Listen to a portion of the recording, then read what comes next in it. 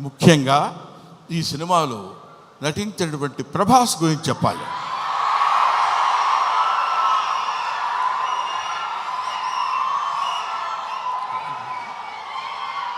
ప్రభాస్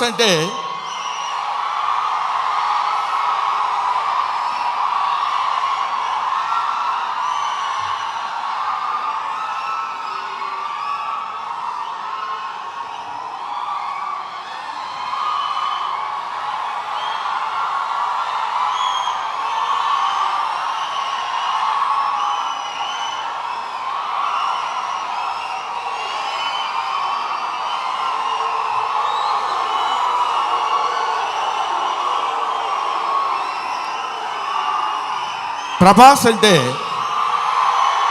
ప్రభాస్ అది ఇంకా ఆపండి. ప్రభాస్ గురించి చెప్పాలి. ఈ సినిమాలో ఆయన ఒక ప్రపంచం గర్వించదగినటువంటి నటుల్లో ఇప్పుడు ఒకడు ప్రభాస్. ఈ సినిమాలో ఆయన ఎందుకు అంగీకరించాడంటే, సినిమాలో ఆయన డబ్బు కోసం అంగీకరించలేదు. ఏదో ఈ సినిమాలో ఒక అద్భుతమైన క్యారెక్టర్ చేయాలని ఆయన అంగీకరించలేదు.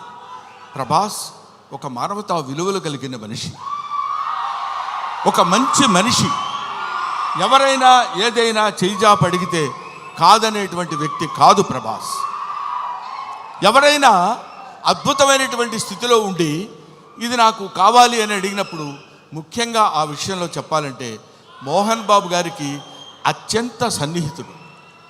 మోహన్ బాబు గారు ఎలాంటి వాడంటే, ఓ చిన్న ఆల్కహాల్ లాంటి వాడు, అలవాటైతే వదిలిపెట్టలేం. అలాగే ఎంతో మోహన్ బాబు గారి మత్తులో, మోహన్ బాబు గారి ప్రేమలో మునిగి తేలినటువంటి వ్యక్తి కాబట్టి ప్రభాస్ ఈ సినిమాలో చేశాడు. అరే మోహన్ బాబు గారి ఎంట్రీ చూశారు కదా, అతను స్టీఫెన్ కూర్చున్నాడు, మ్యూజిక్ డైరెక్టర్. ఆ మోహన్ బాబు గారి ఎంట్రీ అలా పెడితే ప్రభాస్ శివప్రభాసుడు. అతను శివుడి చేత ప్రకాశవంతంగా పెరిగేవాడు, 6 అడుగుల అందగాడు. అతను విగ్గు పెట్టుకుని అలా వస్తున్నప్పుడు ఒళ్ళు గగురు పొడిచి వీర తాండవం, శివ తాండవం చేసేటువంటి విధంగా ఆ సినిమాలో నటించాడు ప్రభాస్. నేను చూశాను. ఆహా, ఇది కదా సినిమా, ఇది కదా శైవభక్తి, ఇది కదా దైవభక్తి అని నిరూపించేటువంటి సినిమా.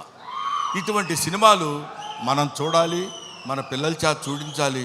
మన భక్తి రసాన్ని భారతదేశంలో పెంపొందించే విధంగా చేయాలని మనస్ఫూర్తిగా కోరుకుంటూ, ఓం నమః పార్వతీపతయే, హర హర మహాదేవ, శంభో శంకర. హర హర మహాదేవ, శంభో శంకర.